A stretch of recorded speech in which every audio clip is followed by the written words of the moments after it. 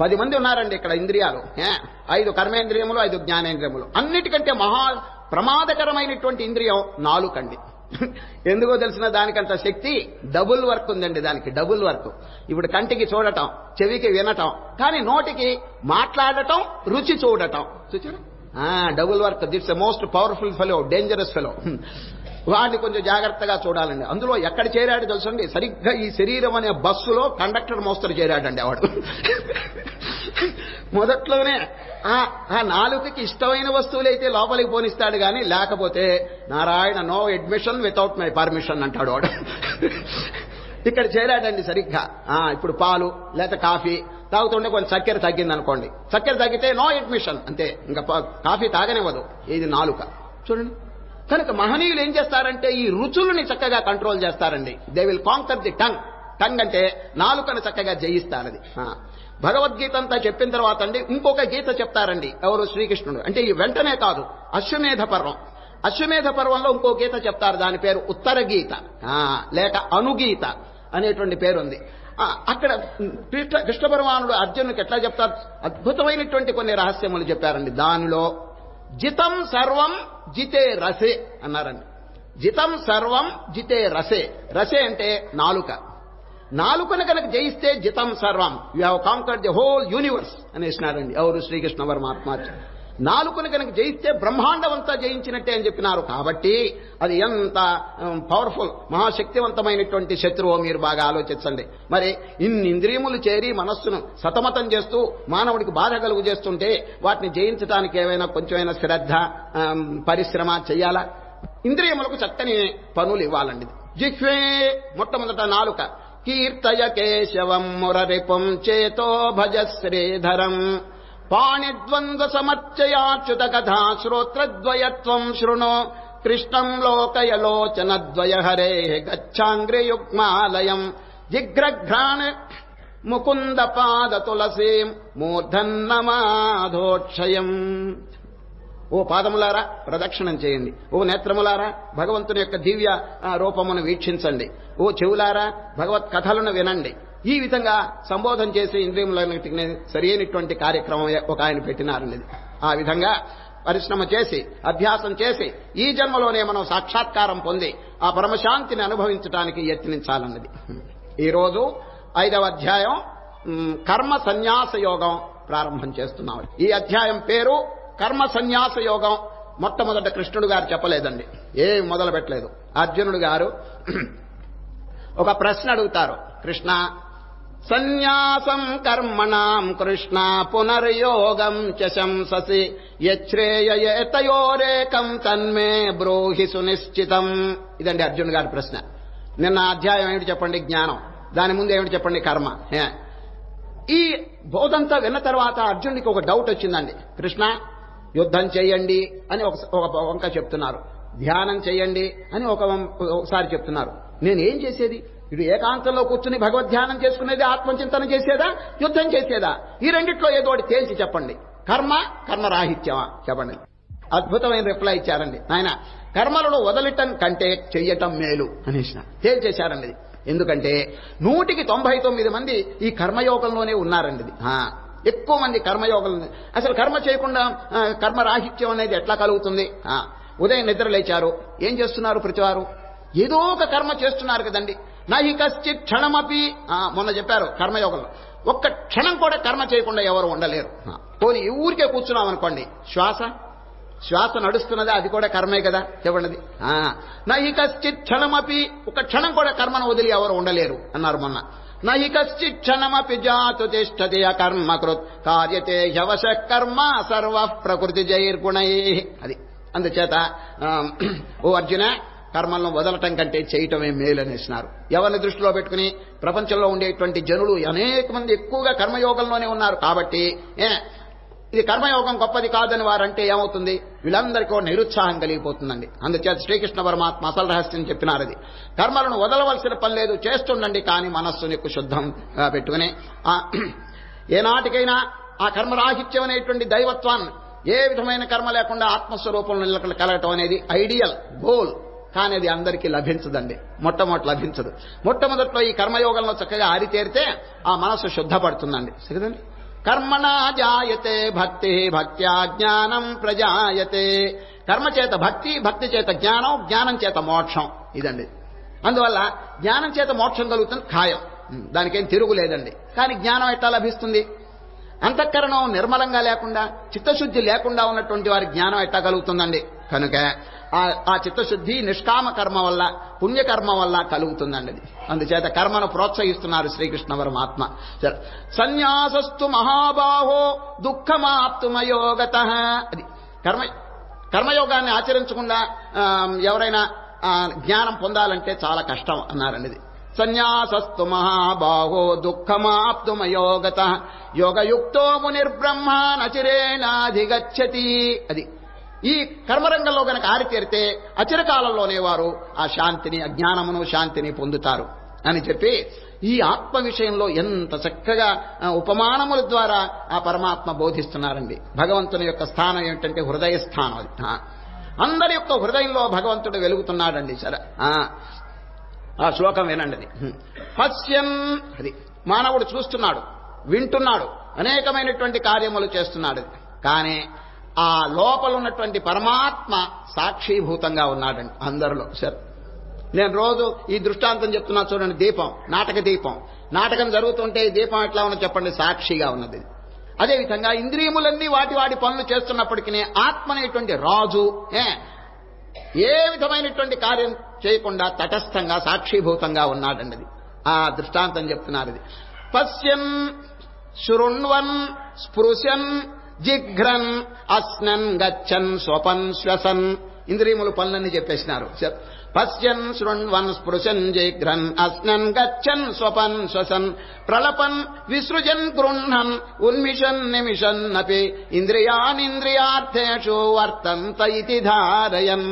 అది దానికి ఇంకొక ఉపమానం చెప్పారండి. సరే, ఆ ఆత్మస్వరూపం ఎట్లా ఉంటుందంటే, రాజుగారు రాజభవనంలో ఉన్నాడండి. రాజభవనంలో ఉన్నారు. వారు ఊరికే తటస్థంగా ఉంటే అందరూ మంత్రులు ఇంకా ఇతరమైనటువంటి సేవకులు అందరూ వారి వారి పనులన్నీ చేస్తున్నారండి. ఆ దృష్టాంతం చెప్తున్నారు. ఇది ఈ శరీరమును ఒక పట్టణంగా వర్ణిస్తున్నారండి. పట్టణం సామాన్యంగా పూర్వకాలం పట్టణంలో సెంటర్లో రాజుగారు ఉంటారండి. రాజభవనం చుట్టూ ప్రాకారములు ఉంటాయి. రాజభవనానికి ప్రాకారములుంటే గోడ ఉంటుందండి. ఆ గోడకి అక్కడక్కడ తలుపులు ఉంటాయండి. ఆ దృష్టాంతం చెప్పినారండి. ఇది భగవానుడు పరమాత్మ అందరి హృదయంలో ఎట్లా ఉన్నారంటే, నవద్వారే పురే దేహి నైవ కుర్వన్న కారయన్. నవద్వారే పురే, ఒక పురం అంటే పట్టణానికి ద్వారములు ఉంటాయి చూడండి. ఆ చుట్టూ కాంపౌండ్ వాల్ ఉంటుంది, దానికి ద్వారములు ఉంటాయి. ఎన్ని ద్వారములు? 9 ద్వారములు కలిగిన పట్టణంలో మహారాజు గారు ఎట్లా సెంటర్లో సాక్షిభూతంగా ఉంటాడో, వారు అక్కడ ఉండగా అన్ని పనులు ఎట్లా జరిగిపోతున్నాయో, అదేవిధంగా దేహం అనేటువంటి పట్టణంలో ఆత్మ అనేటువంటి రాజు కాపరం ఉంటున్నాడు. ఏ విధంగా? తటస్థంగా, సాక్షిభూతంగా. వారి సాన్నిధ్యం చేత ఈ ఇంద్రియములు, శరీరము ఇవన్నీ కూడా పనిచేస్తున్నాయండి. ఆ దృష్టాంతం ఎంత బాగుందో చూడండి. నవద్వారే పురే దేహి నైవ కుర్వన్న కారయన్. దేహి చూడండి, దేహం కాదు, దేహి ఇంటి దేహాన్ని చూచేటువంటి వాడు. అందరిలో కూడా చూడండి ఎటువంటి శక్తి ఉన్న అఖండమైనటువంటి ఆత్మస్వరూపం దూరంగా లేదండి, దగ్గరగానే ఉంది. రాత్రి మనం నిద్రపోతున్నాం, ఎవరండి మేలుకుంది చెప్పండి? మనలో మనం హాయిగా నిద్రపోతున్నాం కదా, మన స్వరూపమే అక్కడ లేదు కదా. మరి ఈ పొద్దున్నే లేచింది ఎవరు లేవకొట్టారు చెప్పండి? ఏ విధంగా మానవుడు లేచినాడు? ఆ నిద్రలో కూడా ఒక వస్తువు మేలుకుంది. ఆ నిద్రలో కూడా మేలుకున్న వస్తువు ఏమిటంటే ఆత్మ అండి. అందరిలో కూడా మేలుకుంటుంది. దానికి నిద్ర లేదు, పుట్టుక లేదు, చావు లేదు, వికారం లేదు. అది దాన్ని గురించి చెప్తున్నారు ఇప్పుడు శ్రీకృష్ణవరం. దాన్ని తెలుసుకోవటమే మానవుల యొక్క లక్ష్యం, జీవిత లక్ష్యం అని చెప్పి ఘోషిస్తున్నారు పరమాత్మది. నవద్వారే పురే దేహి నైవ కుర్వన్న కారయన్. అది దాన్ని తెలుసుకోవాలండి ఏనాటికైనా. అది మానవులు అంత దగ్గరగా ఉన్నటువంటి పరమాత్మను తెలుసుకోలేకపోతున్నారే అని మన శాస్త్రకారులు చాలా ఆశ్చర్యం ప్రకటిస్తున్నారండి. బయట దృష్టి ఎక్కడికి పోతున్నా చూడండి. బయట ఇదిగో రాకెట్ వేసుకుని చంద్రుడి దగ్గరికి వెళ్ళారండి.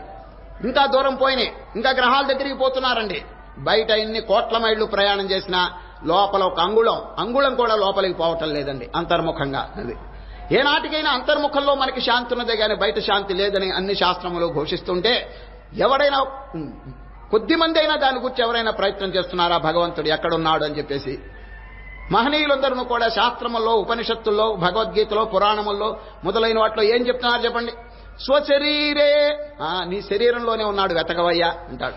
స్వశరీరే స్వయం జ్యోతి స్వరూపం సర్వసాక్షిణం క్షీణదోషా ప్రపశ్యంతే నేతరే మయయా వృతా. పాపం తొలగించుకునే వారు మాత్రమే చూడగలరు. ఇంత సమీపంలో ఉన్నప్పటికీ అందరూ చూడలేరు. ఎవరు చూడగలరు? క్షీణదోషా, దోషములు పోయినటువంటి వారు మాత్రమే చూడగలరది. కనుక ఇంత సమీపంలో ఉన్నటువంటి పరమాత్మను జీవులు వెతకటం లేదు. కనుక మహనీయులు చక్కగా మనకి ఉద్బోధన చేస్తున్నారు. అయ్యా, కాలం అయిపోతున్నది, టైం దాటిపోతున్నది. ఇప్పటికే ఎన్ని సంవత్సరాలు వయసు ఒక్కొక్కరికి ఆలోచించుకోండి. దాటిపోయింది, ఇంకా షార్ట్ స్పాన్ ఆఫ్ టైం. ఈ కొద్ది కాలంలోనే తరించడానికి ప్రయత్నం చేయాలి. ఏ విధంగా? పరీక్షన్ మహారాజుకి 7 రోజులు టైం అండి. Only 7 days of life, short span of time. అయినప్పటికీ ఎంత సద్వినియోగం చేశారు చూడండి. రాజ్యం లేదు, భోగాలు లేదు, ఇంద్రియములు లేదు, గొడవలు, విషయములు అన్నిటినీ వదిలిపెట్టేసినాడు. How to cross this ocean, ఈ సముద్రాన్ని ఏ విధంగా దాటగలని చెప్పి వారు ప్రయత్నం చేస్తే పూర్వజన్మ సుకృతం వల్ల శుకులు వారు అనేటువంటి గురువు గారు లభించడం, భాగవతం శ్రవణం చేయటం, తరించిపోవటం వారికి సంభవించింది. చూచారు? 7 రోజులు ఆయుర్దాయం ఉన్నప్పటికీ తరించిపోయినారు కదా.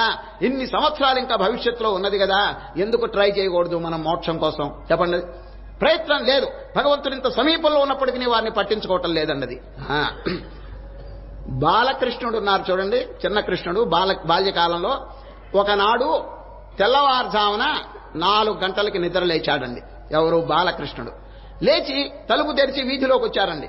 రోడ్డు మీదకి వచ్చి కొద్ది దూరం ప్రయాణం చేసి ఆ చీకట్లో, చూడండి తెల్లవారుజామున 4 గంటే చీకటిగా ఉండదు, ఆ చీకట్లో ప్రయాణం చేసి ఒక తలుపు తెరిచి ఉందండి ఒకరింట్లో.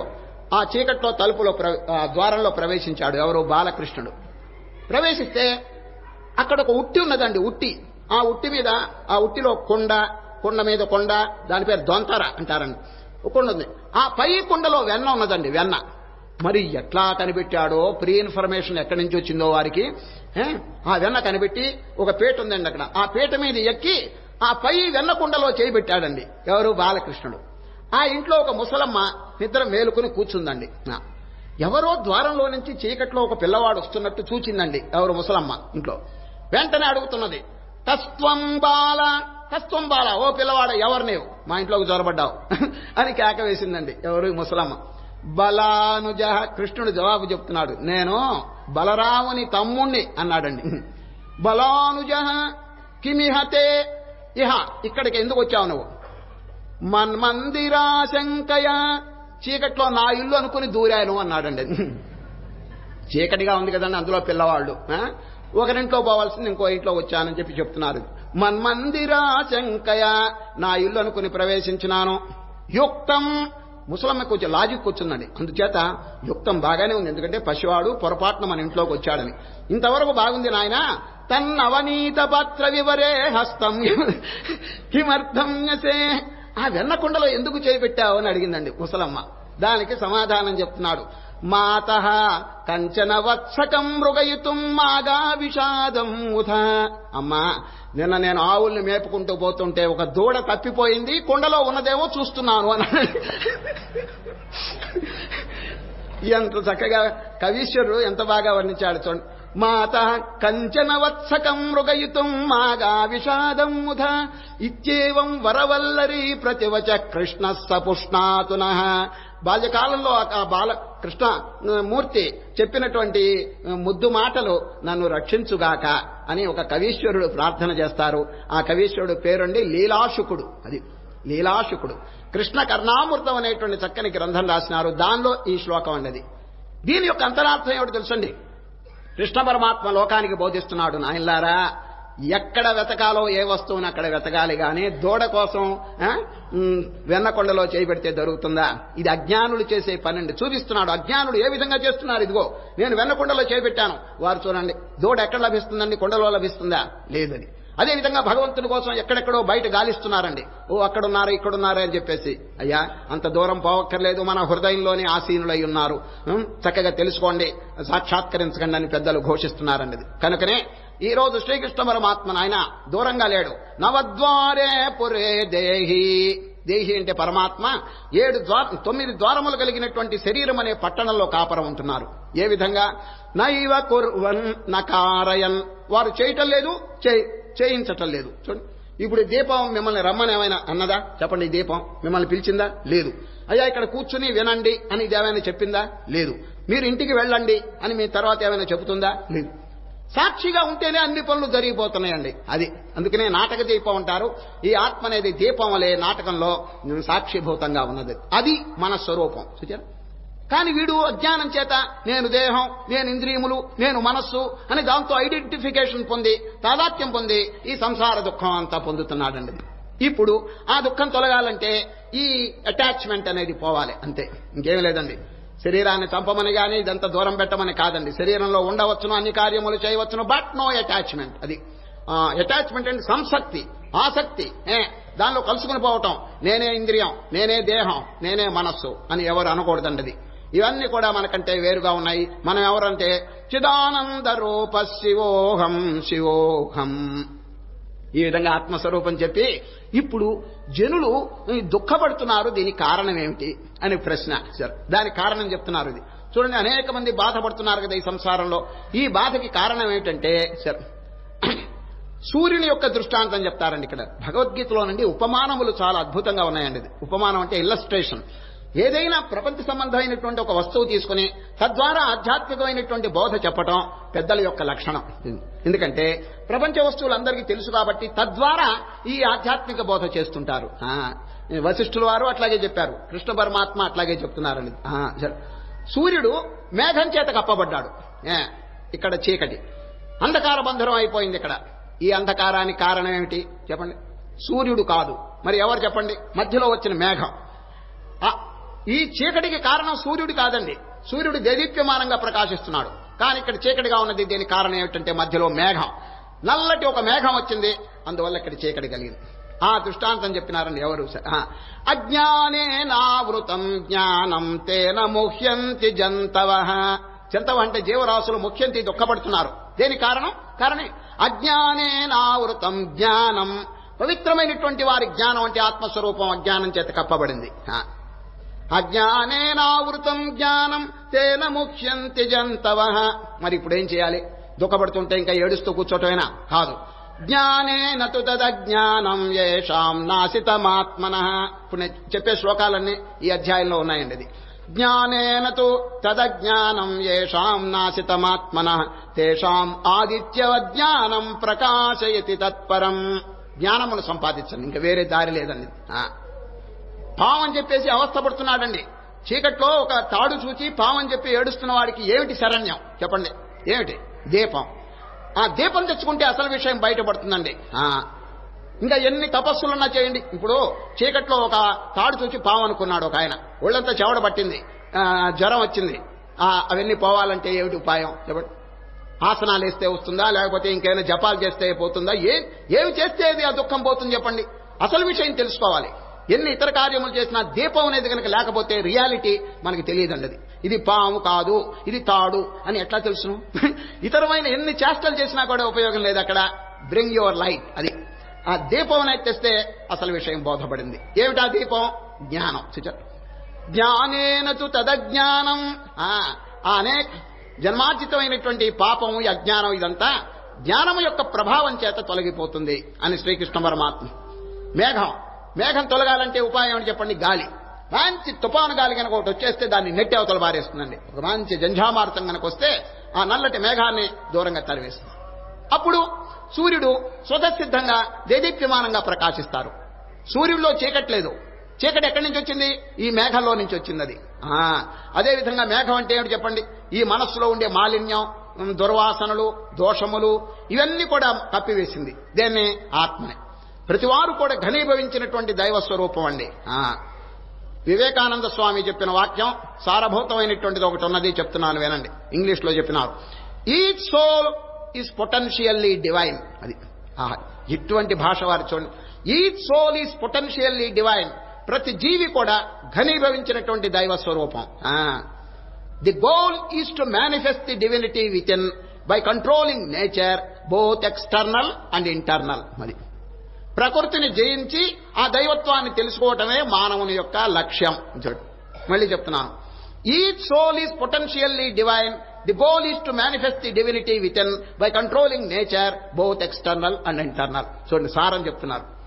Do this either by work or worship or psychic control by one or all of these and be free. This is the whole of religion. Books and religions are all but secondary details అనేసినారండి. మానవుని యొక్క అసలు విషయం ఏమిటంటే, అసలు చేయవలసినటువంటి సాధన ఆ ప్రకృతిని జయించటం, ఇంద్రియములను జయించటం. తక్కినవన్నీ కూడా దీనికి సంబంధించినటువంటి కార్యక్రమాలే. ప్రధానమైంది అదండి. ఏం చెప్పండి? Control nature both external and internal. ఆ లోపల ఉండేటువంటి ప్రకృతిని జయించటం. అది ఈ సమస్త వేద సారములు అంతా పిండి వారు ఈ వాక్యం చెప్పినారన్నది అందరికి అర్థమైందండి. ప్రతి జీవి కూడా ఘనీభవించిన ఆత్మస్వరూపం. ఈ మధ్యలో ఇంద్రియములు ఇవన్నీ వచ్చి వారిని కప్పివేసినాయి. వీటిని కర్మయోగం ద్వారా గాని భక్తి యోగం ద్వారా గాని ఏదో విధంగా దాన్ని జయించాలి. అది జయించి తన యొక్క నిజస్వరూపాన్ని చక్కగా తెలుసుకోవాలి. ఇదండి మానవుని యొక్క లక్ష్యం. అది అందుచేత శ్రీకృష్ణ పరమాత్మ దృష్టాంతం, సూర్యుని యొక్క దృష్టాంతం. సూర్యుల్లో లోపం లేదు, సూర్యుల్లో దోషం లేదు, సూర్యుల్లో చీకటి లేదు. కానీ చీకటి ఇదంతా మేఘం వల్ల వచ్చింది. మేఘం అంటే మనస్సు. అది అనేక జన్మార్జితమైనటువంటి పాప పంకెలంతో కూడినటువంటి ఆ మనస్సు ఆ స్వచ్ఛమైనటువంటి పరమాత్మను కప్పివేస్తున్నది.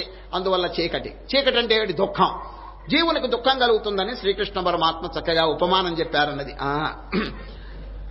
జ్ఞానేన తు తదజ్ఞానం యేషాం నాసితమాత్మనః తేషాం ఆదిత్యవజ్ఞానం ప్రకాశయతి తత్పరం. అది కనుక తొలగించుకుంటే ఆదిత్యవత్, ఆదిత్యుడు అంటే సూర్యుడు, సూర్యుని వలె ఆ ఆత్మ ప్రకాశిస్తున్నది. ఇప్పుడు ప్రకాశిస్తున్నది కానీ కప్పబడింది. అది అందువల్ల శ్రీకృష్ణ పరమాత్మ సులభమైనటువంటి చక్కని ఉపమానం ద్వారా మనకు బోధించినాడు. మన యొక్క కర్తవ్యం ఏమిటి చెప్పండి? మన కర్తవ్యం దేవుణ్ణి పొందటం కాదు, ఆత్మను సాక్షాత్కరించుకోవటం కాదు. ఆత్మ ఇక్కడే ఉన్నాడు, దేవుడు ఇక్కడే ఉన్నాడు. కానీ ఆ మధ్యలో ఉన్నటువంటి మేఘం, దాన్ని తొలగించుకోవాలి. నల్లటి మేఘం అనగా ఈ మలినమైనటువంటి ఆ మనస్సు అన్నమాట. అది ఇప్పుడు శ్రీకృష్ణ పరమాత్మ ఈ కార్యమును సాధించటానికి టైం టేబుల్. టైం టేబుల్ అంటే ఏమిటి చెప్పండి? ఒక కార్యక్రమం, ఒక నిర్ణీతమైనటువంటి కార్యక్రమం చెప్తున్నారండి. ఇప్పుడు ఈ అజ్ఞానం పోగొట్టవలే. అది హౌ టు రిమూవ్ ఇట్, ఏ విధంగా దాన్ని తొలగించవలనో ఒక అభ్యాసం, ఒక టైం టేబుల్ చెప్తున్నారు. ఈ విధంగా చేయండి, మనస్సును మీరు జయించవచ్చును. ఏమిటి చెప్పండి? అది పాఠశాలలో విద్యార్థి ప్రవేశించిన తర్వాత వారికి ఒక టైం టేబుల్ ఉంటుందండి. First period, second period, third period, ఈ విధంగా ఉంటుంది. ఒక్కొక్కటి అయిన తర్వాత ఒక్కొక్కటి చదువుతూ ఆ రోజంతా గడిపేస్తాడు. అది సరే. అదేవిధంగా జీవుడు ఈ ప్రపంచంలో చేయవలసినటువంటి సాధనకి ఒక చక్కని టైం టేబుల్ చెప్పేసినారన్నది. ఎవరు? శ్రీకృష్ణ ఒకే శ్లోకంలో చెప్పేసినారది. తద్బుద్ధయ, ఆ శ్లోకం అండి, టైం టేబుల్ శ్లోకం. తద్బుద్ధయ తదాత్మానః తన్నిష్ఠాః తత్పరాయణాః గచ్చంత్య పునరావృత్తిం జ్ఞాన నిర్ధూత కల్మషాః. అది తత్ అంటే ఆ పరమాత్మ. ఓ జీవులారా, మీ మనస్సును ఆ ఆత్మ యందు నెలకొల్పండి. తద్బుద్ధయ తదాత్మానః తన్నిష్ఠాః తత్పరాయణాః. కొద్దిసేపు ఏదైనా గ్రంథం చదువుకోండి, మనస్సుని ఇటోటి పోనీయకుండా. అదైన తర్వాత కొద్దిసేపు ధ్యానం చేసుకోండి, తర్వాత కొద్దిసేపు పూజ చేసుకోండి, తర్వాత ఎవరికైనా పరోపకారం చేయండి. ఈ విధంగా మనస్సుకి ఇతరమైనటువంటి గొడవలు ఏమీ లేకుండా ఈ ఆధ్యాత్మికమైనటువంటి ఆ వాతావరణం కలుగు చేసుకోండి అని చెప్తున్నారు. చూడండి, మనస్సును ఖాళీగా పెట్టవద్దు. అది కనుక ఊరికే ఉంటే ఏదో చేయరానిటువంటి పనులన్నీ చేస్తూ ఉంటుందండి, దుర్మార్గంలో ప్రవేశిస్తుంది మనస్సుని. కాబట్టి give it some sort of divine work అన్నాడండి శ్రీకృష్ణ పరమాత్మ.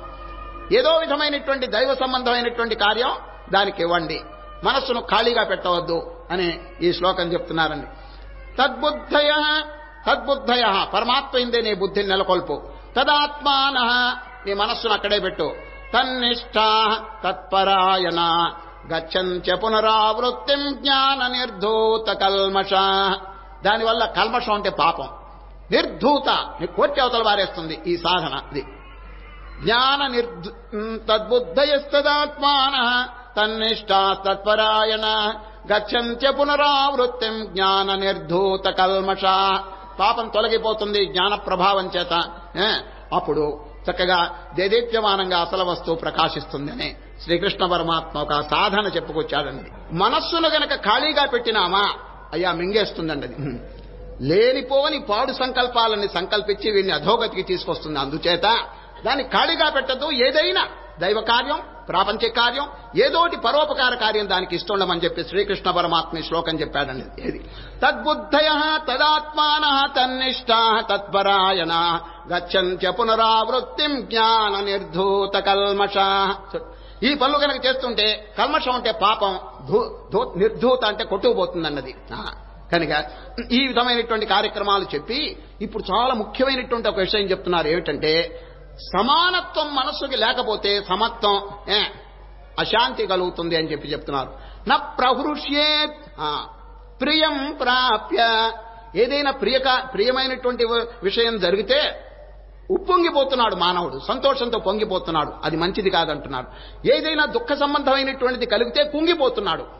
ఈ పొంగటం అనేది పనికిరాదు అని చెప్తున్నారు. మనస్సునికి బ్యాలెన్స్ కీపప్ చేయమంటున్నారండి. సరే, న ప్రహృష్యేత్ ప్రియం ప్రాప్య నోద్విచేత్ ప్రాప్య చ అప్రియం. అది సార్, అప్రియమైనటువంటిది సంభవించినప్పుడు దుఃఖపడవలసిన పని లేదు. అది ఆ మనస్సుని బ్యాలెన్స్ కీపప్ చేయండి అంటున్నారు. అది న ప్రహృష్యేత్ ప్రియం ప్రాప్య నోద్విచేత్ ప్రాప్య చ అప్రియం స్థిరబుద్ధిరసమ్మూఢో బ్రహ్మవిద్ బ్రహ్మణి స్థితః. ఆ మనస్సును కనుక బ్యాలెన్స్ కీపప్ చేస్తే శాంతి సుఖం మానవుడికి తప్పకుండా కలిగి తీరుతుందని ఒక చిన్న సాధన చెప్పారండి. చెప్పిన తర్వాత ఈ సమత్వాన్ని పరిపోషించడానికి ఇంకొక శ్లోకం చెప్తున్నారు. ఏమిటంటే ప్రపంచంలో అనేకమైనటువంటి జీవరాశులు ఉన్నాయండి. కానీ అజ్ఞాని ఒక్కొక్కరు వేరు వేరు వేరు అని చెప్పి అనుకుంటున్నారు. వీరు వేరు, వాళ్ళు వేరు, పశువులు వేరు, పక్షులు వేరు ఇట్లా అనుకుంటున్నారు. జ్ఞాని ఈ పైన భౌతికమైనటువంటి శరీరం చూడండి, ఆ లోపల ఉన్నటువంటి ఆత్మనే చూస్తుంటాడు. అందువల్ల వారికి డిఫరెన్స్ కనిపించదండి, అంత ఈక్వల్ గా. ఇప్పుడు ఈ మాల ఉన్నదండి, ఈ మాల యొక్క దృష్టాంతం రేపు ఎల్లుండి వస్తుందండి. శ్రీకృష్ణ పరమాత్మ ఈ మాల యొక్క దృష్టాంతం చెప్తారు. ఇదే పుష్పమాల దండ. ఈ దండలో ఎన్ని రకాల పువ్వులు ఉన్నాయి చెప్పండి? ఎరుపు, నలుపు, తెలుపు ఇవన్నీ ఉన్నాయి కదా. దారంలో ఈ చేంజ్ లేదండి. దారం హోమోజీనియస్ గా స్పాంటేనియస్ గా ఉన్నది లోపలది. దాంట్లో నో చేంజ్, అంత యూనిఫార్మ్ గా ఉన్నది. పుష్పాల్లో మాత్రం మార్పు ఉన్నది. సరే, ఈ దృష్టాంతం ఎల్లుండి చెప్తారు శ్రీకృష్ణ పరమాత్మ విజ్ఞాన యోగంలో. మత్తః పరతరం నాణ్యత్ కించిదస్తి ధనంజయ మయి సర్వమిదం ప్రోతం సూత్రే మణిగణా ఇవ. అది ఒక పుష్పమాలలో గాని మణిరత్నమాలలో గాని దారం ఏ విధంగా సమానంగా వ్యాపించున్నదో, పుష్పములు భిన్నంగా ఉన్నాయో ఆ విధంగా ఉన్నది ప్రపంచం.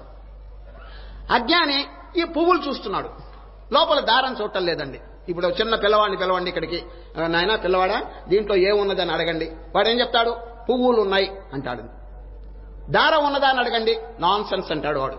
దారం నాకు కనిపించట్లేదు, అది ఎక్కడ ఉంది అంటాడు. చూడండి, దారం అనే విషయం పిల్లవాడికి తెలియదండి. పెద్దవాడిని పిలుచురండి, దీనిలో పువ్వులు ఉన్నాయి ప్లస్ దారం. దారం లేకపోతే పువ్వులు ఎట్లా నిలుస్తాయి అని ఆయనకి లాజిక్ తెలుసండి, అది పెద్దవారికి. అది జ్ఞానికి అజ్ఞానికి ఇదే డిఫరెన్స్. ప్రపంచంలో ఇన్ని జీవరాశులున్నా ఇదిగో వీడు వేరు వాడు వేరు అని చెప్పి భిన్నత్వం చూస్తుంటాడండి. జ్ఞాని అంత ఒకటే స్వరూపం, సర్వం కల్వితం బ్రహ్మ నేహ నానాస్తి కించన అంటారన్నది. సరే, అందుచేత ఇప్పుడు చూడండి ఇక్కడ ఎన్ని రకాల బల్బులు ఉన్నాయి చూడండి. ఓ రామ, ఎన్ని బల్బులు ఉన్నాయి. దీంట్లో కొన్ని ఎర్రగా ఉన్నాయి, కొన్ని తెల్లగా ఉన్నాయి, కొన్ని అనేక రంగులతో ఉన్నాయి కదండి. ఇక్కడ ఈ ప్రపంచం అంతా అంతేనండి ఈ బల్బులు. సరే, ఈ జీవరాశుల్లో ఎవరైనా పొడుగ్గా ఉంటే, మానవుల్లో కానీ ఎవరైనా పొడుగ్గా ఉంటే వాడు ట్యూబ్ లైట్ అండి, ట్యూబ్ లైట్ వాడు, బార్ లైట్ అన్నమాట వాడు. ఎవరైనా లావుగా ఉంటే ఆయన డూమ్ లైట్ అండి ఆయన. రంగు చీరలు కట్టిన వాళ్ళంతా కలర్ బల్బ్స్ అండి వీళ్ళందరూ, కలర్ బల్బ్. ఈ విధంగా అందరూ కూడా బల్బులు, లోపల కరెంటు, అది ఆత్మ అండి. సరే, అది దాంట్లో భేదం లేదు. స్త్రీ భేదం గాని, పురుష భేదం గాని, జంతు భేదం గాని ఏమి లేదండి ఆత్మస్వరూపానికి. బల్బుల్లో భేదమే గాని కరెంటులో భేదం లేదది. అందుచేత శ్రీకృష్ణ పరమాత్మ ఇటువంటి ఉపమానములు చెప్పి చక్కగా పరిపోషిస్తున్నారండి ఈ ధర్మాలది. భేదం అనేది చూడబాకండి ఆయన. భేదం చూస్తే ఈ భౌతికమైనటువంటి శరీరముల మీదే దృష్టి ఉంటుంది. ఇది దృష్టి, బాహ్య దృష్టి. అంతర్దృష్టి, సూక్ష్మ దృష్టి కలిగి ఉండాలి. దాని పేరే దైవ దృష్టి. అది కలిగిన వారు ఎవరిని బాధించరండి. ఎందుకు బాధిస్తారు చెప్పండి?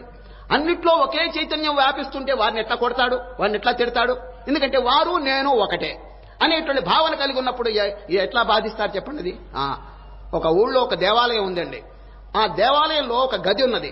ఆ గదిలో అన్ని అద్దాలు ఉన్నాయండి. అన్ని అద్దాలు, నిలువుటద్దాలు నిండా ఉన్నాయి. మీరు అక్కడక్కడ చూచుంటారు. కొన్ని దేవాలయంలో కైంకర్యం, ఆ భగవంతుని యొక్క కైంకర్యం కోసం మధ్యలో ఉయ్యాల ఉంటుంది, చుట్టూ ఈ అద్దాలు ఉంటాయండి, నిలువుటద్దాలు. మొత్తం గోడ సందు లేకుండా అద్దాలు పెట్టేస్తారండి. దాని పేరు అద్దాల రూమ్ అంటారు. అది భగవంతుని కైంకర్యం కోసం నేను నెల్లూరులో చూచానండి. రంగనాథ స్వామి దేవాలయంలో ఇది నేను చూచినాను, అన్ని అద్దాలు. ఒక దేవాలయంలో ఈ అద్దాల రూమ్ ఉంటే ఒకనాడు ఒక పొద్దున్నే తలుపు తెరిచున్నది, కుక్క లోపలికి వచ్చిందండి. కుక్క లోపలికి వస్తే ఎదురుగుండా ఒక అద్దంలో కుక్కను చూచిందండి. రిఫ్లెక్షన్ అనగా ప్రతిబింబం. అయ్యా కుక్కకేం తెలుసు ఇది రిఫ్లెక్షన్ అని, ఇది నిజంగా కుక్క అనుకుని దాని మీద ఎగిరిందండి. ఏది అద్దం మీద ఎగిరింది. నిజం. ఈ పక్కన చూచిందండి, మరల ఇంకో కుక్క ఉందండి అక్కడ. అయ్యా కుక్క కాదు, అద్దంలోనే దాని ప్రతిబింబం. ఈ పక్కన మళ్ళీ వెనక ఒక అద్దం, పైన ఒక అద్దం, ఎక్కడ చూసినా అన్ని కుక్కలే. ఇక చూడండి దానికి ఎంత పౌరుషం. అయ్యా కుక్కకండి మామూలుగా శాంతంగా ఉంటుంది, కానీ ఇంకో కుక్కను చూస్తే అది ఊరుకోదండి, అది ఎగిరెగిరి పడుతుంది. అది అందువల్ల ఇటెగరను అటెగరను, ఈ కుక్క మీద ఆ కుక్క మీద.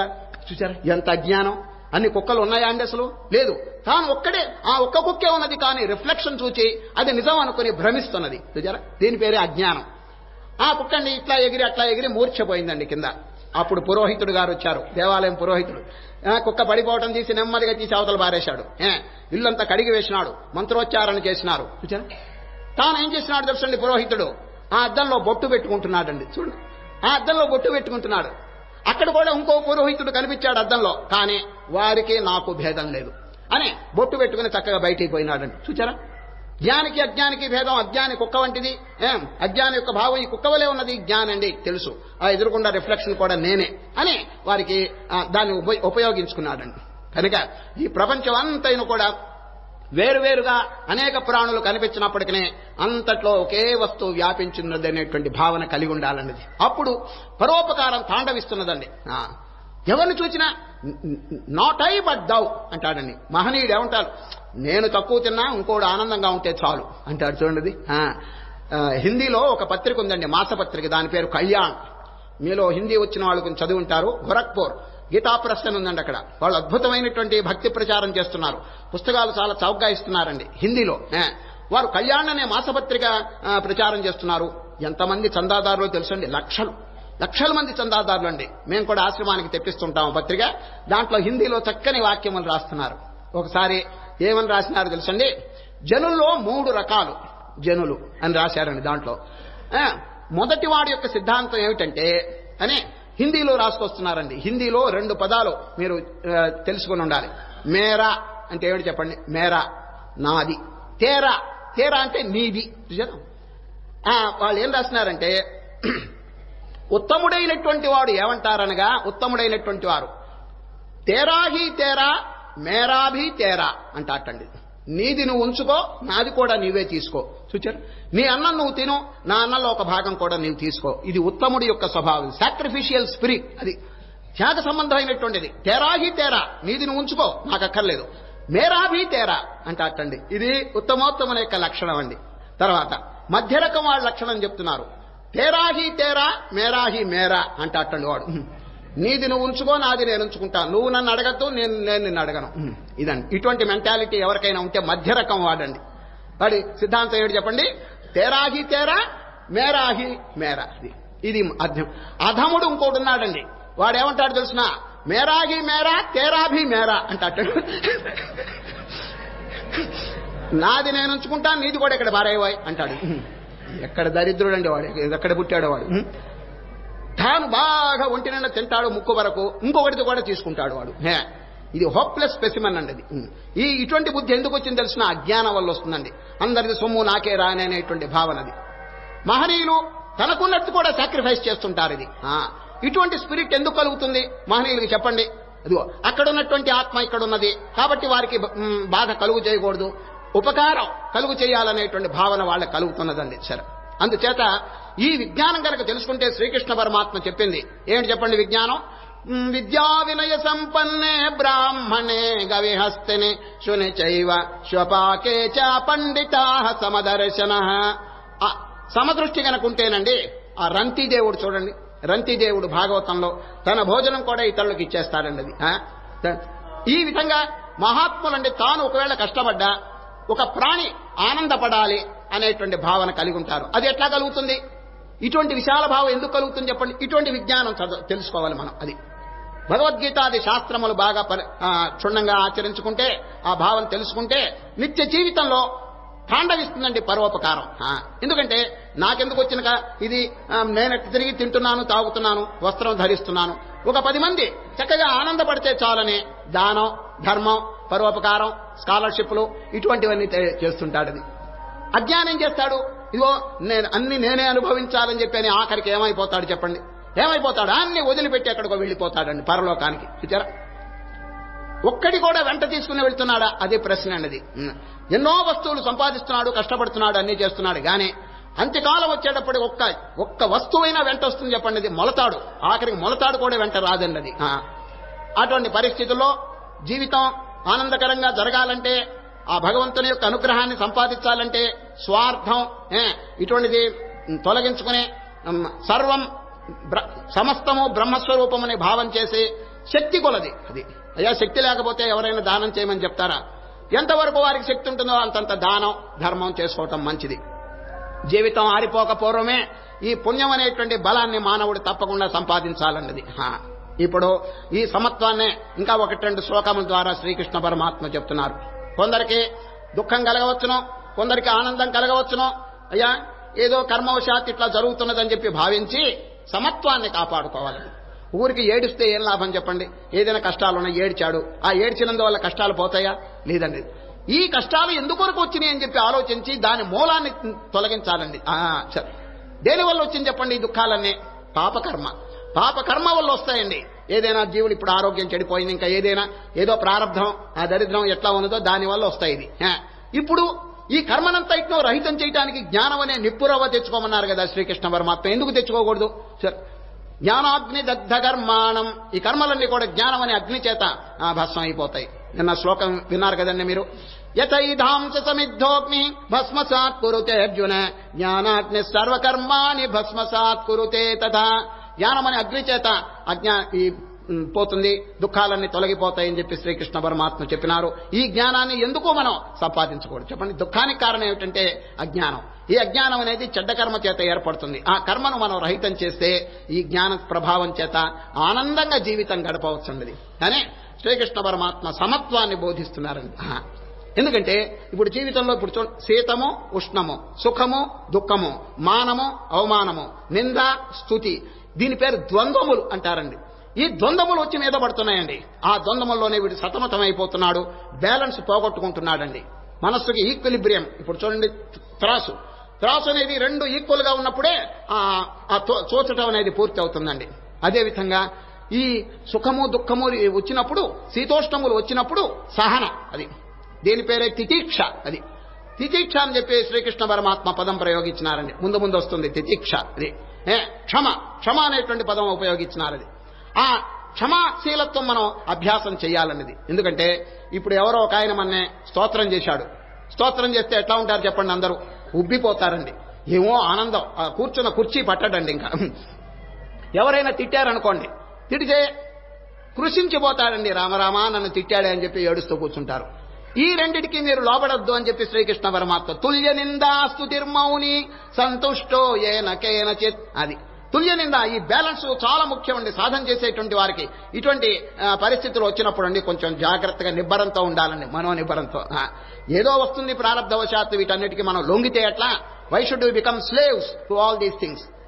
మనం వీటికి బానిసలు కాకూడదని చెప్పేసి ధైర్యం తెచ్చుకుని శ్రీకృష్ణ పరమాత్మ చెప్పినట్టుగా సమానత్వాన్ని కీపప్ చేయాలనేది.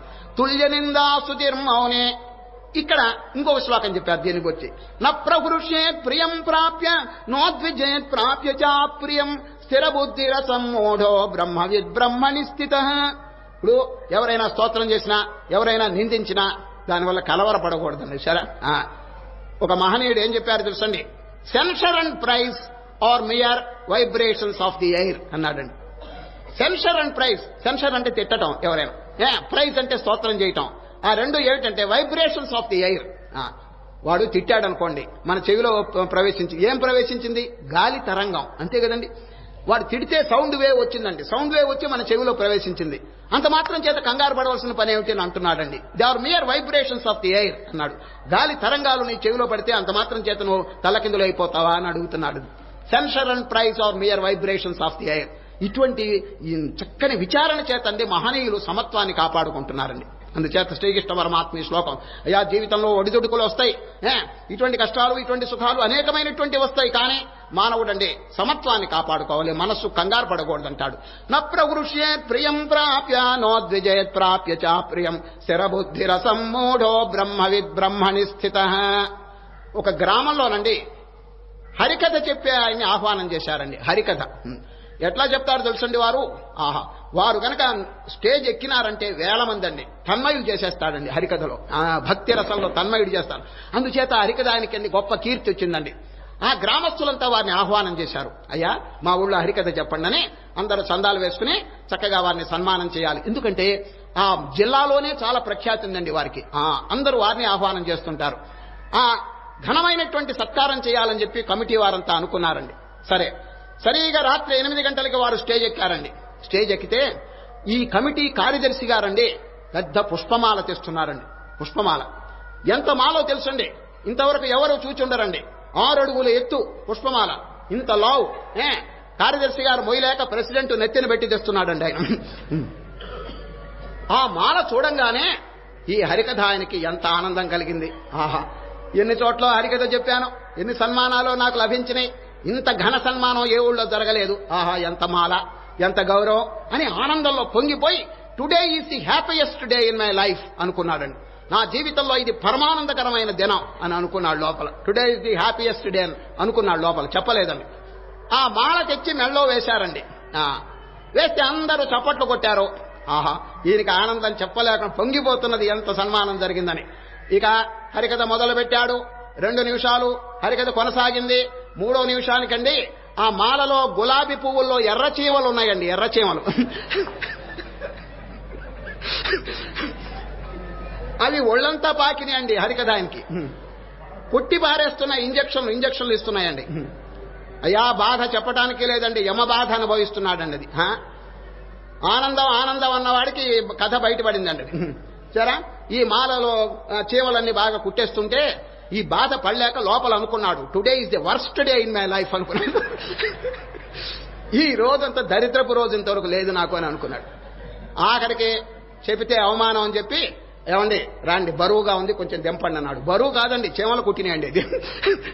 చూచారా, ఒక్క నిమిషంలో ఆనందం అనేవాడికి దుఃఖం అనేది ఎట్లా ఆవరించిందో. ఈ రెండింటిని ఆనందం వచ్చినప్పుడు పొంగిపోయినాడు, దుఃఖం వచ్చినప్పుడు పొంగిపోయినాడండి. కానీ శ్రీకృష్ణ పరమాత్మ కీప్ అప్ యువర్ బ్యాలెన్స్ అని చెప్తున్నారు. ఈ విధంగా చెప్పి ఇప్పుడు ఈ అధ్యాయంలోనండి అతి ముఖ్యమైనటువంటి ఘట్టంలో ప్రవేశిస్తున్నారండి. ఏమిటో తెలుసిన, వేర్ ఈజ్ హ్యాపీనెస్, అది సుఖం అనేది ఎక్కడున్నది అనేటువంటి ప్రాబ్లం, దాన్ని సమస్యను ఎదుర్కొంటున్నారండి. సుఖం, అయ్యా మన దృష్టిలో సుఖం అనేది ఎక్కడుందంటే బాహ్య విషయాల్లో ఉన్నది. ఆ విషయములు అనుభవిస్తే మానవుడు ఆనందపడుతున్నాడని మనం అనుకుంటున్నాం. కానీ శ్రీకృష్ణ పరమాత్మ బాహ్య స్పర్శేషు అసక్తాత్మ విందత్యాత్మని యత్ సుఖం. ఈ స్పర్శేషు అనే ఒక్క ఇంద్రియాన్ని గురించి చెప్పారు. స్పర్శ, అన్ని ఇంద్రియాలు మనం అనుకోవాలండి. స్పర్శ, శబ్ద స్పర్శ, రూప, రస, గంధ, ఈ అన్ని ఇంద్రియ విషయములు మానవుడండి లాగుతున్నాయండి లోపలికి.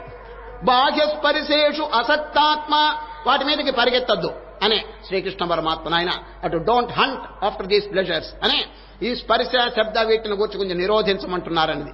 బాహ్య స్పర్శేషు అసక్తాత్మ విందత్యాత్మని యత్ సుఖం, అది ఆ లోపల అఖండమైనటువంటి ఆనందం నీలో ఉన్నది, ఆత్మసుఖం. చూచారా అయ్యా, మనకి సమాధి ఒకవేళ ఇది అభ్యాసం లేకపోయినా నిద్రలో అనుభవిస్తున్నామా లేదా చెప్పండి. కొందరికి సమాధి అభ్యాసం లేకపోయినా ధ్యానం నిద్రలో అనుభవిస్తున్నాడు. వేర్ ఫ్రమ్ దట్ హ్యాపీనెస్, అదండి నా ప్రశ్న. రాత్రి నిద్రపోతుంటే మీకు సుఖం ఎక్కడి నుంచి వచ్చింది? ఏమి తిన్నారు, ఏమి తాగినారు, ఏమి అనుభవించినారు చెప్పండి. బాహ్య విషయాలు అన్నిటినీ నిరోధించినారు, కన్ను మూసుకున్నారు, హాయిగా నిద్రపోతున్నారు. మరి where from are you getting that permanent happiness, continuous happiness చెప్పండి. ఆ హ్యాపీనెస్ ఎక్కడి నుంచి ఉంది? లోపల నుంచి ఊరింది. లోపల ఎక్కడి నుంచి ఊరింది? ఆత్మ. అది ఆ ఆత్మ ఎంత ఆనందకరమైందంటే బాహ్యమైనటువంటి విషయాలను దూరంగా పెడితే రాత్రే అంత సుఖంగా జడత్వంలోనే అనుభవిస్తుంటే మేలుకుని ఆ సుఖం ఎందుకు అనుభవించకూడదు? అదండి శ్రీకృష్ణుని ప్రశ్న. దాని పేరు తురీయం అంటారు. అది సుషుప్తి. సుషుప్తి అంటే కేవలం జడమైనటువంటి స్థితి అండి, పశువులు కూడా అనుభవిస్తున్నాయి. అది కాదండి, అది ఆరోగ్యం కోసం, just for the sake of health. నిద్రగానే మానవుడు మోక్షం పొందాలంటే మేలుకుని ఆసనం వేసి కూర్చుని ఆ దృష్టిలో ఏ విధమైనటువంటి బాహ్య సంకల్పములు వస్తువులు రానియకుండా అంతర్ముఖం చేసుకుని రేపు 6వ అధ్యాయంలో శ్రీకృష్ణ పరమాత్మ చెప్పబోతారు ఈ సమాధి ధ్యానమును గూర్చి. ఆ ఆత్మయందు గనక మనస్సు నిలకడ కలిగితే మనస్సు అండి డ్రాప్ అయిపోతుందండి. It will be dropped, it will be dissolve. ఉప్పు కళ్ళు తీసుకొచ్చి నీళ్లలో వేస్తే ఏమవుతుంది చెప్పండి? లైవ్ అయిపోతుంది. ఆ విధంగానే మనస్సు గనక పరమాత్మలో స్థాపిస్తే లైవ్ అయిపోతుందండి. It will be dissolve. ఇంకేం మిగులుతుంది? ఆత్మ. ఆ ఆత్మ ఒక్కటే మిగులుతుంది. ఆత్మ అంటే ఎవరు? బ్రహ్మానందం. చూచారు? ఆ ఆనందం అనుభవిస్తూ నిజంగా రాజ్యములు కూడా తిరస్కరిస్తారండి మహనీయులు. మనం చరిత్రలు చూస్తున్నాం. ఆ సమాధి స్థితి కొంచెం అభ్యాసం కలిగినటువంటి మహనీయులు they won't care for even the kingdom or the universe or anything. దేన్ని కూడా లక్ష్య పెట్టరు. ఎందుకంటే దాన్ని మించినటువంటి సుఖం ఇక్కడ ఉన్నది. అది శ్రీకృష్ణ పరమాత్మ ఈరోజు బాహ్యస్పరిశేషు అసక్తాత్మ విందత్యాత్మని యత్ సుఖం సబ్రహ్మయోగయుక్తాత్మ సుఖమక్షయమశ్నుతే. అక్షయం అది. ఆ సుఖం ఎటువంటిది? క్షయ సుఖం కాదు, అక్షయం. ఆ అక్షయమైనటువంటి సుఖం మానవుడు అనుభవిస్తున్నారని సరే. వివేకానంద స్వామి వారు ఏం చెప్పారు తెలుసండి? So long as we require something else to make us happy we are beggars అనేసాడండి వివేకానంద. మళ్ళీ చెప్తున్నాను, so long as we require something else to make us happy we are beggars. బయట నుంచి ఒక వస్తువు ద్వారా మనం సుఖాన్ని పొందాలని అపేక్షిస్తుంటే మనం భిక్షుకులం, బిచ్చగాళ్ళమే గాని శ్రీమంతులం కాదు అన్నారు. చూడు, ఇక్కడ ఆత్మ అనేటువంటి పరమానందం అట్టి పెట్టుకుని ఈ చిన్న చిన్న రిఫ్లెక్టివ్ హ్యాపీనెస్, ప్రతిబింబ సుఖాల కోసం పాకులాడేవాడు విజ్ఞుడు ఎట్లా అవుతాడు చెప్పండి? అది అందుచేత నాయన ఈ గొడవలు కొంచెం తగ్గించుకో, ఈ బాకీ సుఖాలు కొంచెం మినిమైజ్ చేసుకో, లేక కంప్లీట్ గా తొలగించు, మనస్సును అంతర్ముఖం చేసుకో. అది ఆ అయ్యా మీరు అడగచ్చేమండి మాకెక్కడ కుదురుతుంది గొడవ ఇదంతా తగ్గించుకోవడం? ప్రాక్టీస్. అది practice makes a man perfect. అది అభ్యాసం అనేది మానవుణ్ణి ఉద్ధరిస్తుందని చెప్పి శ్రీకృష్ణ పరమాత్మ ఎల్లుండి రేపు 6వ అధ్యాయంలో చెప్తారు. అది అభ్యాసేన తు కౌంతేయ వైరాగ్యేన చ గృహ్యతే. అది ప్రతిరోజు కొద్ది కొద్దిగా అభ్యాసం చేస్తుంటే we can canker the mind. అది శ్రీకృష్ణ పరమాత్మ ఎంతో ధైర్యమును పురికొల్పారు ఎవరికి? అర్జునుడికి. రేపు వస్తుందండి ప్రశ్న, కృష్ణ నా మనస్సును నిగ్రహించలేకపోతున్నాను, దానికి ఉపాయం చెప్పండి అని రేపు అర్జున్ గారు ప్రశ్న అడుగుతారు. కృష్ణ మీరు ఏదో చాలా మంచి బోధలు, అద్భుతమైన బోధలు చేస్తున్నారు, నా కర్మ కొంచెం చూడండి, నా పరిస్థితి కొంచెం గమనించండి, ధ్యానంలో కూర్చుంటే మనస్సు ఊరికి చంచలంగా ఉండిపోతుంది అనేటువంటి భావన చెప్తే వెంటనే శ్రీకృష్ణ పరమాత్మ డోంట్ వరీ అన్నాడు. ఆయన అర్జునే మీరేం భయపడబాకండి, అసంశయం మీరు చెప్పింది పరమ సత్యం, డౌట్ లేనే లేదు దీంట్లో. ఏమిటి? మనస్సు చంచలమైంది. అది న్యాచురల్. అది ఎందుకంటే దాని కారణం మనస్సు వాయువుతో చేయబడిందండి. ఈ పంచీకరణంలో మనస్సు దేంతో చేయబడిందంటే పంచభూతాల్లో వాయువు అంశం ఎక్కువగా ఉందండి. దాంట్లో వాయువు ఎప్పుడు కదులుతుంది కాబట్టి మనస్సు కూడా కదులుతుంటుంది. ఇట్ ఈస్ న్యాచురల్ అన్నారండి ఎవరు? శ్రీకృష్ణం. అసంశయం మహాబాహో మనో దుర్నిగ్రహం చలం. కానీ అభ్యాసేన తు కౌంతేయ వైరాగ్యేన చ గృహ్యతే. అభ్యాసము వైరాగ్యము ఈ రెండిటి ద్వారా మానవుడు ఈ బాహ్యమైనటువంటి ఆ దృష్టిని తగ్గించుకుని మనస్సును జయించడానికి ప్రయత్నం చేయగలడు, దాంట్లో విజయం సంపాదించగలడు అని ఇప్పుడు చూడండి. వీటిని కనుక నిరోధిస్తే ఇక్కడ అక్షయమైనటువంటి సుఖం లభిస్తుంది. దృష్టాంతం చూడండి. కిటికీలో నుంచి గాలి వస్తున్నది, ప్రమిదిలో దీపం ఆరిపోతున్నది. ఏం చేయాలి? ప్రమిదిలో దీపం నిశ్చలంగా నిర్మలంగా వెలగాలంటే క్లోజ్ ది డోర్స్. అది క్లోజ్ ది విండోస్. ఈ తలుపులు కిటికీలు మూసేయండి, అంతే చాలు. మనం కొత్తగా దీపాన్ని సంరక్షించవలసిన పని లేదు, అది వెలుగుతూనే ఉన్నది. కానీ ఈ విషయ వాయువులు ఉన్నాయి చూడండి, వాటిని నిరోధించాలి. సరే, బాహ్యస్పరిశేషు అసక్తాత్మ విందత్యాత్మని యత్ సుఖం సబ్రహ్మయోగయుక్తాత్మ సుఖమక్షయమశ్నుతే. అందరికి అర్థమైందండి? అక్షయ సుఖం దేని కొరకండి మనం పుట్టింది? Just for happiness. అది ఆనందం అనుభవించడానికి మనం పుట్టాం. ఈ చిల్లర ఆనందాల్లో మన జీవితం అంతా భ్రష్టం చేయవలసిన పని ఏమిటి చెప్పండి? అది ఏనాటికైనా మనం ఈ విషయాలు తెలుసుకుని అంతర్ముఖం చేసుకుని ఒకవేళ తక్కిన సమయం అంతా ఏదైనా ప్రపంచ విషయాల్లో గడిపినా at least 1 hour in the morning and 1 hour in the evening, ఉదయం పూట 1 గంట, సాయంత్రం పూట 1 గంట అయినా వై కాంట్ వి ట్రై చెప్పండి. కొంచెం అభ్యాసం చేసి చక్కగా ఇప్పుడు చూడండి 10ంటికి కదా ఆఫీసులకు వెళ్ళేది, ఏదో 9ంటికి కదా వ్యాపారం, పొద్దున్నే కొంచెం ముందు లేవకూడదు చెప్పండి. కొందరు అంటారండి ఇదేనైతే ధ్యానం చేసుకోమంటే నో టైం నో లీజర్ అంటాడు. అయ్యా టైం లేకపోవటం ఏమిటండి? టైం అనేది ఏమిటంటే రబ్బర్ దారం అండి. రబ్బర్ దారం ఎంత లాగితే అంత సాగుతుందండి. అది టైం కూడా దాన్ని సద్వినియోగం చేయాలని మన కుతూహలం ఎక్కడుంది? అందుచేత ఒకవేళ మీకు టైం ఏదైనా పొద్దున్న 7 గంటలకు ఎక్కడికైనా వెళ్ళాలనుకోండి, అలారం పెట్టుకుని 1 గంట ముందు లేవండి. ఏమిటి దాంట్లో తప్పేమిటి చెప్పండి? Early to rise makes a man healthy wealthy and wise అన్నాడు. పొద్దునే ఉషకాలంలో కనుక నిద్రలేస్తే మీ విజ్ఞానం, మీ ఆరోగ్యం ఇవన్నీ కూడా చాలా అద్భుతంగా ఉంటాయని పెద్దలు చూడండి. Early to bed and early to rise makes a man healthy, wealthy and wise. పొద్దున్నే కొంచెం అభ్యాసం చేయండి. అలారం ఇప్పుడు ఇక్కడికి చూడండి, సరిగ్గా పొద్దున 6:30-7 గంటలకల్లా అందరు చాలా మంది హాజరవుతున్నారు. చూడండి, వాళ్ళు ఇక్కడికి 6:30కి రావాలంటే ఇంటి దగ్గర ఎప్పుడు వాళ్ళు సర్దుకోవాలి చెప్పండి, స్నానాలు ఇవన్నీ. కాబట్టి చాలా మంది కొందరు అలారాలు పెట్టుకుని లేస్తున్నారని నేను ఊహ చేస్తున్నానండి. అయితే యజ్ఞం అయిన తర్వాత ఎట్లా చేస్తారో నాకు తెలియదు. అది ఉదయం పూట అది ఎవరో ఈ విధంగా బోధ చేస్తుంటే ఒక ఆయన ప్రశ్న అడిగాడండి. ఏమంటే మీరు పొద్దున్నే లేమన్నారు కదా, లేవాలని మా కుతూహలం ఉన్నది, కడియారం పెట్టుకోమన్నారు కదా, అలారం పట్టి లేమన్నారు కదా, మాకు అలారం వినిపించకపోతే అన్నాడు ఒక ఆయన. అంటే ఏమిటి, అంత కుంభకర్ణుడు అనమాట ఆయన. దానికి ఒక ఉపాయం ఉందండి. ఏమిటంటే అలారం వినిపించినటువంటి నిద్ర కనుక అయితే రాత్రి ఆహారం కొద్దిగా తగ్గించండి. బాగా ముక్కు వరకు తిని పండుకుంటే పొద్దున్నే లేవలేరు. అంచేత ఏదో పాలు, పండ్లు, లేకపోతే ఏదన్నా పలహారం ఇటువంటిదో మితంగా తీసుకోండి. పలహారం అని పేరు పెట్టుకుని అన్నానికి రెట్టింపు తింటుంటారండి ఒకసారి కొందరు. అది మంచిది కాదండి. ఏదో మితాహారం తీసుకున్నప్పుడు పొద్దున్నే మెలకు వస్తుందండి. ఒక విషయం జ్ఞాపకం వస్తున్నది. ఒక ఊళ్ళో 2 సోమరులు ఉన్నారండి, పరమ సోమరులు. ఒకడు పొద్దున 9ంటికి నిద్రలేస్తాడు, ఒకడు 9:30కి. చూడండి, అంత కుంభకర్ణ తమోగుణం అండి. దానిలో ఒకరికండి 2 స్నేహితులు, ఒకరికి ఊరు ప్రయాణం వచ్చిందండి. ఊరు ప్రయాణం సరిగా ఉదయం 5 గంటలకి రైలు ప్రయాణం. ఉదయం 5 ఎట్లా లేస్తాడండి, రోజు 9ంటికి లేచేవాడు పొద్దున్నే ఎట్లా లేస్తాడు. అందువల్ల వాడి స్నేహితుడి దగ్గరికి వెళ్ళాడు. వాడు వీడిని మించిన సోమరండి వాడు. ఒరే నాయన, రేపు 5 గంటలకి రైలు, నన్ను 4ంటికే వచ్చి లేపుతావా అన్నాడు. తప్పకుండా లేపుతాను, 3:30కి వచ్చి జ్ఞాపకం చేయవా అన్నాడండి.